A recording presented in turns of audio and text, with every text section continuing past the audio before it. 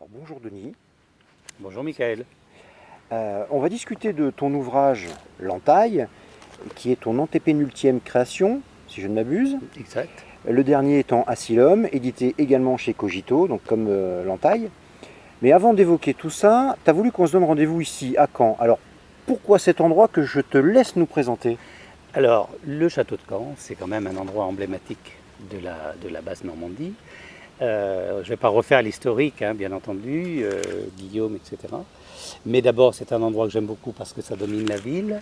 On a une vision presque circulaire de toute la cité de Caen. On a une vue sur les magnifiques clochers, notamment sur les magnifiques tours de l'abbaye aux Hommes. Et puis, d'abord, il fait très beau, l'endroit est paisible, on est très bien. Voilà, je crois que c'était beaucoup de bonnes raisons. On a la proximité du musée de Normandie, la proximité du musée des Beaux-Arts. On est quand même dans un très haut lieu culturel de Normandie, voilà. Et puis tu parles du beau temps, ça tombe bien en plus aujourd'hui qu'il fasse beau, parce que quand on s'est donné rendez-vous, on ne savait pas la météo. Non, Et cela non, dit, là, on est assis par terre, dans le petit parc, c'est vraiment oui, formidable. oui, mais on a les dieux pour nous. En plus, formidable. D'autant qu'on est entouré d'arbres et comme L'Entaille parle aussi d'arbres. D'arbres, de bois, oui. Puisque Oui. le bois, voilà. Voilà.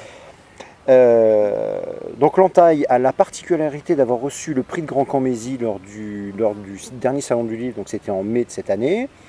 C'est pas ta seule récompense, alors pas pour ce livre, mais pour d'autres ouvrages. Oui. Est-ce que tu pensais un jour recevoir un prix pour ce livre, L'Entaille? Alors, quand je l'ai proposé, quand on propose un livre, forcément, c'est parce qu'on espère que ce livre sera reconnu d'une manière ou d'une autre. Mais je sais que c'est un livre qui n'est pas commode, parce que de toute façon, ce que j'écris en général n'est pas très facile. Mais c'est un livre qui... Non, je ne pensais pas vraiment obtenir une récompense quelconque, parce qu'une récompense, c'est aussi et avant tout une forme de reconnaissance pour un livre. Et c'est un livre qui était un petit peu ardu sur son thème, hein. Donc, effectivement, ça a été d'abord une vraie surprise, parce que je ne le savais pas jusqu'aux 2 minutes avant de rentrer en scène, en quelque sorte. d'entrer en scène. Et puis, en plus, ça a été une double bonne surprise, parce que c'est vrai que ce livre-là, il peut provoquer des résistances de la part d'un jury.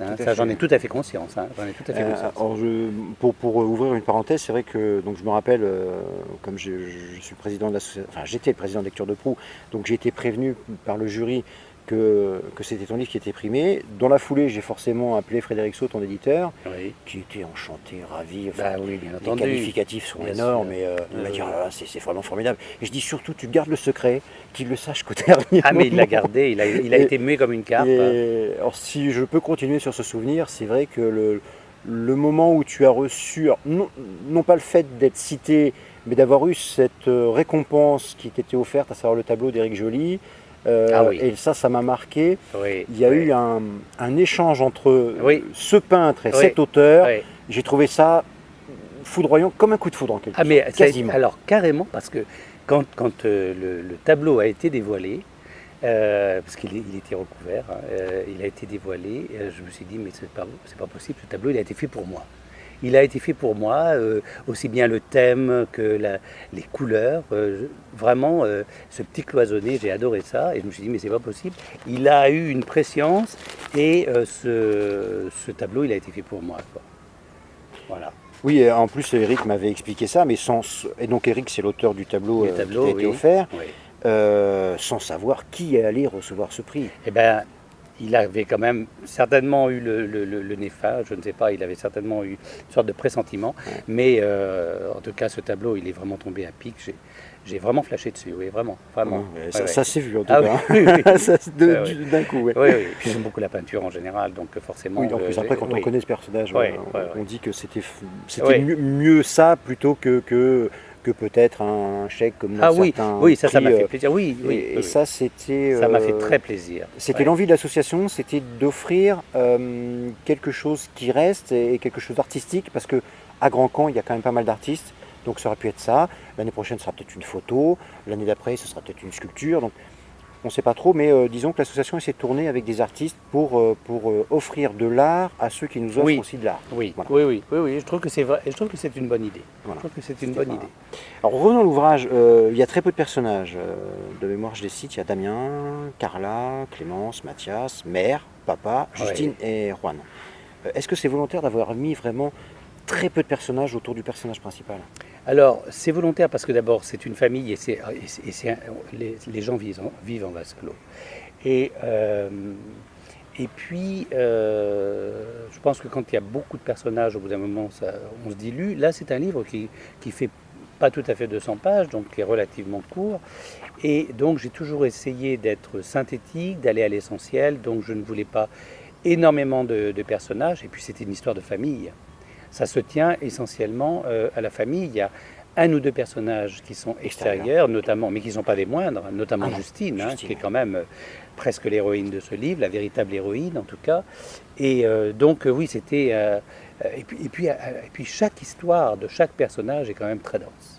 Voilà. Donc je ne voulais pas non plus submerger le lecteur et me submerger aussi avec trop de personnages, quoi. Oui, parce que ça peut éclater l'histoire. Alors c'est vrai que ça peut faire un roman plus long, mais ça éclate aussi les Oui, différents oui, oui. personnages et tous oui, les caractères. Oui, oui. Et je voulais que ça garde cette densité. Je voulais que le livre garde sa densité. Et puis pour revenir à Justine, même si c'est un personnage extérieur, elle est quand même très proche parce qu'elle habite oui. juste en face. Oui, elle habite. Oui, non seulement elle habite en face, mais en plus elle a ce don de double vue qu'elle a hérité de Oui. ses aïeux Qui- et qui lui permet en fait phénoménal. presque, Ouais. oui, qui permet de voir les gens en temps réel, enfin, de pénétrer la psyché des gens. C'est presque même surréaliste de voir ça, parce qu'on dit attends, c'est pas possible. Alors que Oui. bon, ça peut exister effectivement, Oui, mais oui, oui.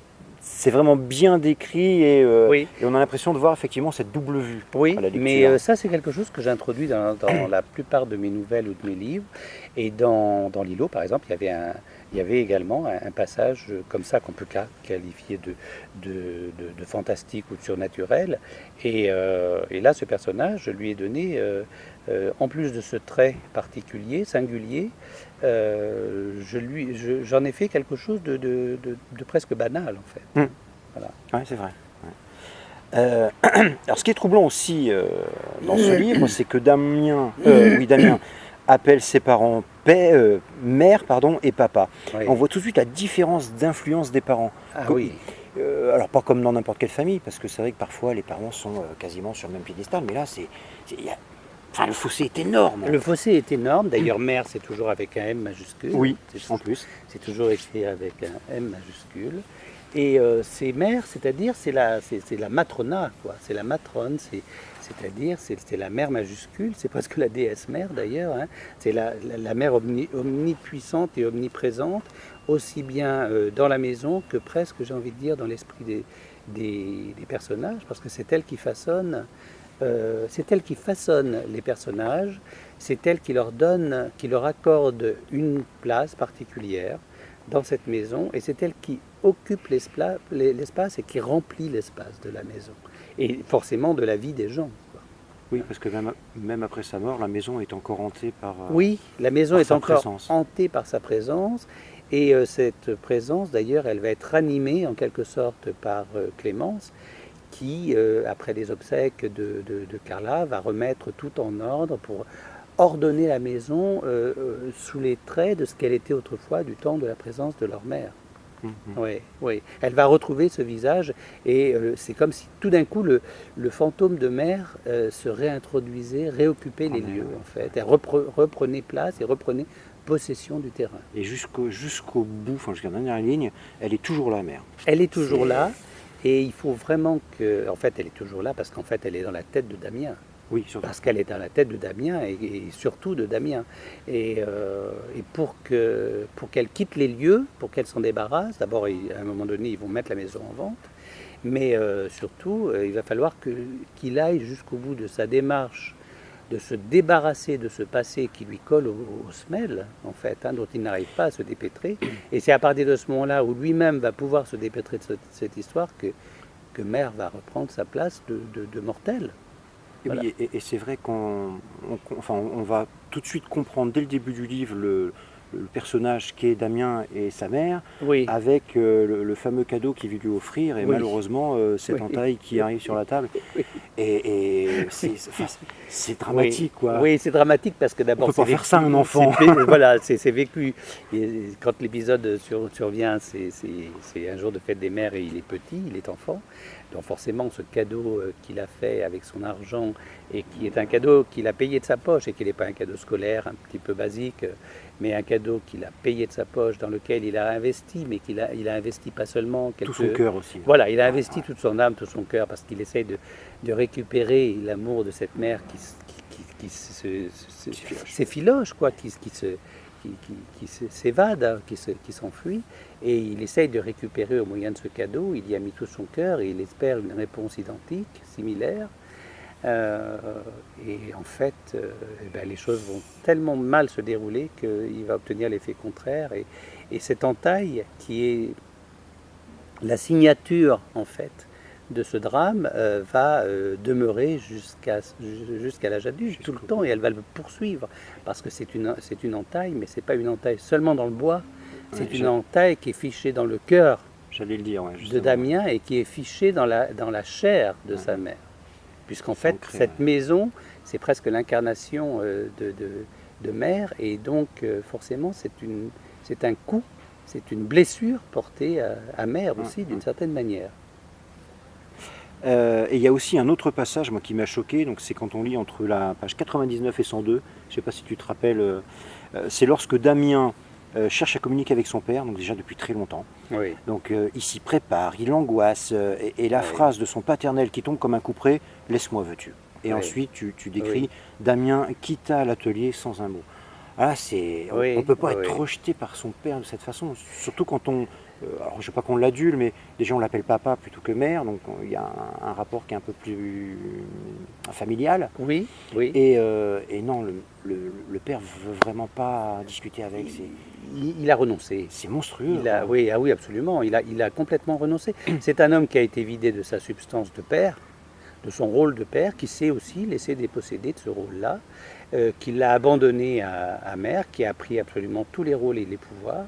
C'est elle qui décide de tout. Et quand son fils quand Damien vient réclamer son aide, il est incapable de la lui donner parce qu'il n'a pas les moyens, il n'a absolument pas les moyens de lui donner ce que réclame Damien. Il ne peut pas, il n'est plus en mesure de répondre à la demande de ses enfants et à celle de Damien en particulier, parce que les autres ont déjà compris et renoncé à lui demander quoi que ce soit. Oui, cette scène est extrêmement dure, mais c'est un livre qui comporte beaucoup, beaucoup de violence. Ah, énormément, oui, c'est Énormément vrai, de c'est vrai. violence. C'est une Alors, violence feutrée, mais c'est une violence des mots, c'est une violence des regards, des attitudes, mais il y a énormément de violence. Oui. alors d'ailleurs, tu parlais de cette blessure permanente que Damien doit supporter toute sa vie. Donc c'est le titre qui résume le livre. Elle est vraiment très profonde. Il va même jusqu'à refuser de se faire aimer par Juan, qui lui ne lui veut que du bien. Il lui dit d'ailleurs. Oui, oui, oui, c'est une histoire d'amour, mais à partir du moment où Juan lui demande de vivre avec lui, Damien repousse cette demande parce qu'il y voit comment dire, il y voit un nouvel enfermement en fait. Il ne peut pas, il ne peut plus envisager de vivre sous le même toit Que quelqu'un d'autre. Ouais. avec quelqu'un d'autre parce que il craint de retomber dans ce schéma normatif, et puis ce schéma où l'un et l'autre vont s'étouffer mutuellement, et ça c'est quelque chose qui ne lui est absolument pas possible. Il ne peut pas l'envisager, il peut pas non, il ne peut pas, malgré les sentiments, et il préfère rompre du coup avec Juan, petit à petit d'ailleurs, Et, ça ne se fait pas brutalement, plutôt que de prendre ce risque. Voilà. et d'autant qu'il y a une scène qui va choquer Juan, c'est quand Damien va lui présenter sa sœur. Oui, Et de Carla. loin, il aperçoit Damien arriver avec une jeune fille. Il dit ça y est, en fait, il m'aime vraiment plus, et Oui, il a choisi oui, oui. de me présenter sa nouvelle compagne. Ce qui est tout à fait faux. Ce qui est tout à fait faux, mais c'est vrai que les liens qu'il y a Mais c'était entre vraiment fort, hein, ça c'est... Carla Ouais. et Damien, c'est très fort parce qu'en fait, ils ont compris, en étant rejetés des frères et des parents, qu'ils ne pouvaient s'appuyer que l'un sur l'autre. Donc, chacun de Damien et de Carla est la béquille de l'autre. Et ils ne peuvent se dresser, se redresser, pousser en fait, comme des plantes, qu'en s'appuyant l'un sur l'autre, qu'en étant le tuteur de l'autre. Et puis, alors je ne sais plus les termes exacts dont la mère a choisi, mais il y avait un débile et puis c'était pas une folle ou... Oui, alors Alors, elle, les elle était termes exacts, je sais folle, plus, lui voilà, il c'est était ça, hein. bizarre, lui il Bizarre, était bizarre, bizarre, c'est pas débile mais bizarre. mais la bizarrerie est susceptible de s'améliorer, mais Carla, elle était folle parce que Carla en plus elle avait aussi cette possibilité, mais effectivement qui confinait à la folie, mais une folie engendrée par le milieu familial, de dériver de plus en plus vers un autre monde, un monde effrayant d'ailleurs, hein, peuplé de créatures extrêmement bizarres, et aux yeux de la famille, et notamment de Clémence, qui est quelqu'un extrêmement d'ailleurs, qui est devenu professeur, extrêmement rigide, solitaire en banlieue parisienne, Carla incarnait la folie, c'est-à-dire que la folie, elle, n'était pas susceptible de se soigner. Donc son cas était irrémédiable en quelque sorte. Et d'ailleurs on voit jusqu'où cette folie l'a mené. Oui, complètement, oui. Ouais. Justement, ouais. C'est, enfin, sans dévoiler justement Non, non. ce qui lui arrive, c'est pas la peine. Mais oui, c'est vrai que parfois on se dit en fait que ça nous suit vraiment toute notre vie quand on a Oui, une profondeur comme ça, enfin Oui, une entaille oui, profonde. oui. Ben, notre histoire, on reste des enfants, je pense, et effectivement, notre vie est quand même conditionnée par ce qu'on a vécu enfant, et après, on fait, on va dire, pour employer une formule un peu à la mode, on fait des accommodements raisonnables. Et c'est ce que je dis d'ailleurs, quand on choisit un compagnon ou une compagne, qui sait de nous réellement sur quels critères on choisit cette personne? Est-ce qu'il n'y a pas des mécanismes plus profonds et qui nous échappent et qui font qu'on choisit, enfin on a l'impression de choisir telle personne, mais qu'on ne choisit pas vraiment? Oui, c'est vrai. Et puis comment cette personne arrive? Est-ce que c'est parce qu'on l'a cherché? Exactement, exactement. Oui, il y a beaucoup de données qui nous échappent. Il y a Ça, beaucoup de données qui nous c'est échappent. toujours très Dans compliqué. une histoire amoureuse, mais il n'empêche que cette histoire amoureuse, elle est aussi en grande partie déterminée par notre passé, par notre enfance, oui. Oui, sûrement, tout à fait. Et, Même si elle n'est pas que ça non plus, il ne faut pas non plus... Non, évidemment. Mais je pense que c'est une influence quand même. Oui, oui, je pense. À l'heure où tout semble aller trop vite, on a l'impression que le temps est suspendu dans l'entaille. Enfin, moi, c'est ce que j'ai ressenti. Et que ce roman, c'est d'une autre époque, mais pas d'une époque, il y a 200 ans, on va dire. Hein. Je sais pas, c'est comme une autre dimension, en fait. Et on voit aussi que ce livre, t'as mis le temps pour l'écrire, comme s'il avait le temps de mûrir. Enfin, c'est l'ambiance que ça donne oui, c'est possible, dans cette histoire. C'est possible. Et ça, c'est effectivement. Mais là, Michael, tu places d'un point de vue de lecteur, d'un point de vue du lecteur, et ça, c'est un point de vue qui m'échappe. Ouais. Il y a des choses, je pense que. Oui, parce que quand on est dans l'histoire, on ne voit pas tous ces paramètres. Voilà, on a un regard intérieur, et le regard du lecteur est un regard intérieur, mais aussi extérieur. Et je pense que le lecteur voit des choses, et souvent d'ailleurs, les gens me disent lorsqu'ils me parlent d'un livre qu'ils ont aimé, par exemple, me disent des choses que je n'avais pas vues. Pas. Donc là, ce qui est logique. Hein. Oui, c'est tout à fait logique, c'est normal, et puis c'est bien d'ailleurs. Ouais. Mais là, tu parles de ton point de vue de lecteur, et moi, j'ai pas tout à fait la même vision. La même vision. Voilà, oui. Alors il y a une autre impression que j'ai vue, c'est que ça me donnait l'impression de visualiser, enfin, de visionner ce livre comme un film en noir et blanc. Oui. Alors c'est difficile à définir justement quant à sa lecture, mais on peut aussi alors l'assimiler à la poésie, malgré le sujet qui est très grave. Il y a, pour faire un paradoxe, il y a comme une certaine légèreté en fait. Comment dire, c'est aussi au-dessus, oui, c'est la poésie, quoi, on va dire, même si c'est grave, je trouve. Mais ça, c'est pareil, c'est le point de vue lecteur. De la poésie, je pense que j'en mets toujours un petit peu, d'une certaine manière. En noir et blanc, alors ça, je pense effectivement que c'est vrai, parce que, d'ailleurs, c'est pas pour rien non plus que j'ai introduit Diane Arbus, la photographe américaine, qui s'est suicidée, cette photographe célébrissime, et qui a photographié essentiellement des personnages marginaux, on va dire, des personnages marginaux, et très souvent en noir et blanc d'ailleurs.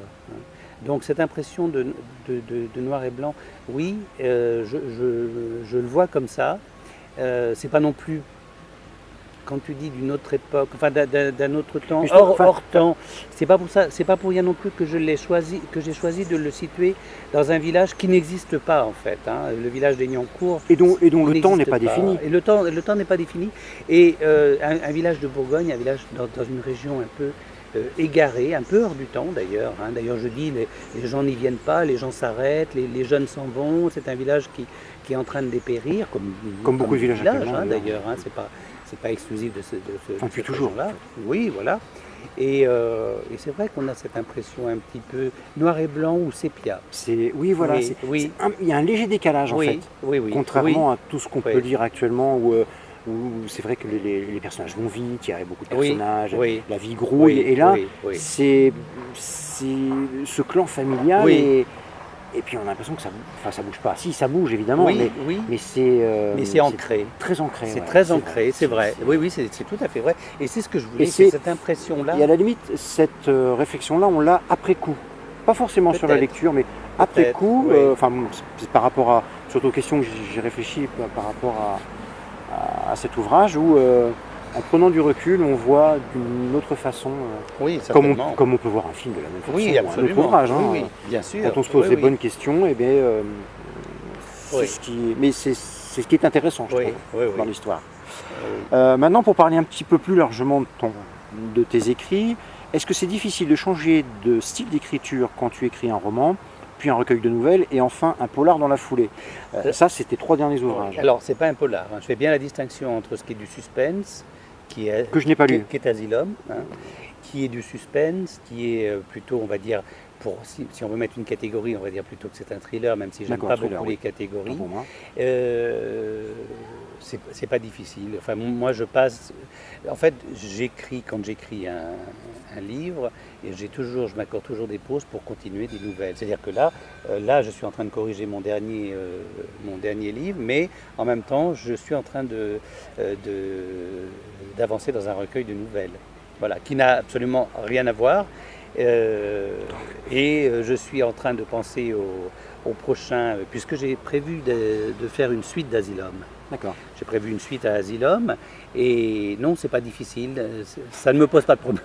Ça ne me pose pas de problème. Non, c'est marrant, ça rejoint la prochaine question, parce que comme Asylum est paru il y a quelques mois, j'ai te demandé s'il y avait un nouvel ouvrage de prévu, si c'était en cours d'écriture, et si on avait une confidence dessus. Donc là, on l'a. Alors, il est écrit, je suis en train de le corriger, je fais même que ça en ce moment.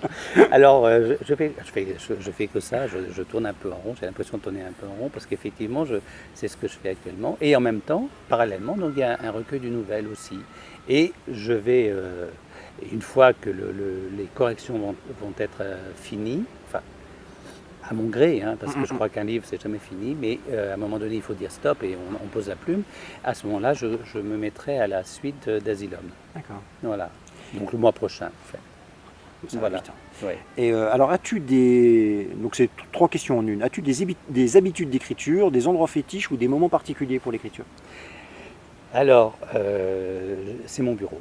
C'est mon bureau, j'écris dans mon bureau, c'est un endroit calme, c'est un endroit où je ne suis pas dérangé. C'est plutôt le matin, mais ça peut être aussi dans la journée, parce que quand j'écris un livre, je ne suis pas pendant 3 heures devant mon ordinateur ou devant mes carnets, et puis tout d'un coup j'arrête et je passe à autre chose. Ça me poursuit. Si je passe la tondeuse, je suis toujours avec mes personnages, etc. La nuit, comme je me réveille beaucoup, je continue à écrire, je continue à travailler. Et donc, en fait, quand je suis dans un livre, j'y suis, j'ai envie de dire, jusqu'au cou. Tout le temps. Oui, tout le temps. Oui, Mais oui, oui. s'opposer par exemple dans un endroit comme on peut être là aujourd'hui sur un banc et Oui. observer les gens, non, ça te... Ah si, Si, si, quand même. parce que j'observe beaucoup Ouais. justement. Mais là, sur l'heure de voiture que j'ai passée, j'étais encore dans les Le livre corrections était en boucle oui, je encore. suis encore dans les corrections. Mhm. Qu'est-ce que je peux changer comme mot? Qu'est-ce que je peux, etc. Oui, oui, Mhm. oui, oui, oui, tout le temps. Mais oui, bien sûr que je lis en parallèle et puis bon, j'ai d'autres activités. Mais il n'empêche que j'ai des espèces dans mon emploi du temps, j'ai des moments où je suis occupé à autre chose et puis tout d'un coup j'ai des espèces d'échardes qui se fichent en moi et qui tout d'un coup, ah oui, C'est un tiens, il y a ça, rappel, hop, ceci, des il faut y piqûres de aller. rappel, voilà. D'accord, ouais. Oui, oui, oui, je fonctionne comme ça en Mais fait.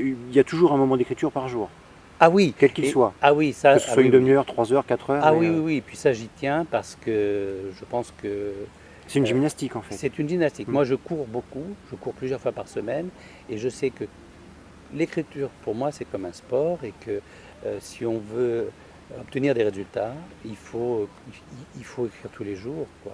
Il faut écrire tous les jours, il ne faut pas perdre de vue. Moi, je ne peux pas commencer un livre, le laisser plusieurs mois en suspens et y revenir après parce que je me déconnecte, j'ai d'autres idées qui viennent, etc. Donc, quand je suis dans un livre, c'est tous les jours. Mhm. Tous les jours. J'ai vu aussi que tu sillonnais d'autres salons et pas seulement en Normandie. Est-ce que c'est nécessaire ou est-ce que ça te fait du bien d'aller voir un autre public que le public normand? Bah, Notamment, j'ai vu à Calac là oui, dernièrement. oui. Le public normand, il n'est pas différent du public Non, mais c'est parce que c'est le ailleurs. tien. Enfin, c'est le tien, Mais t'es chez toi. oui, parce que C'est ce que je veux dire. oui, mais parce que d'abord, ça me permet de faire des rencontres. Ouais. Ça me permet de faire des rencontres, de nouvelles rencontres, ce que je fais à chaque fois que je vais dans les salons. Et puis parce que j'ai aussi envie de pas tourner en rond. J'ai envie aussi d'élargir un peu mon lectorat. Et puis parce que j'ai aussi une affinité particulière avec la Bretagne. J'ai fait mes études d'histoire, ma maîtrise et mon DEA sur la Bretagne médiévale. Donc j'ai des affinités tout à fait particulières et très fortes avec la Bretagne. Et donc en même temps, je joins l'utile à l'agréable, quoi. D'accord, c'est bien. Eh bien, merci pour cet échange, Denis. Merci pour toi, Et merci puis, à toi, Michael. c'est un moment vraiment formidable. En Oui, plus, l'endroit est magnifique. absolument. Enfin, Oui, on n'aurait pas fait- rêvé mieux. Ah non, c'est vrai. À la base, on devait le faire pour dire aux personnes qui vont nous écouter qu'on devait le faire à Villers-sur-Mer après le salon du livre. Oui. Ça a été assez compliqué, la soirée Et puis je pense que était là, très sympa. je pense que les conditions sont Et mille là, fois aujourd'hui- meilleures. et Ah là, oui, aujourd'hui, oui, c'est oui, oui, largement il n'y a pas la mieux. fatigue du On a salon. plus le temps, etc. c'est vrai. Non, non, c'est vrai, c'est C'est très très bien. Eh ben, merci beaucoup. Merci beaucoup, hein. Merci beaucoup, Michael.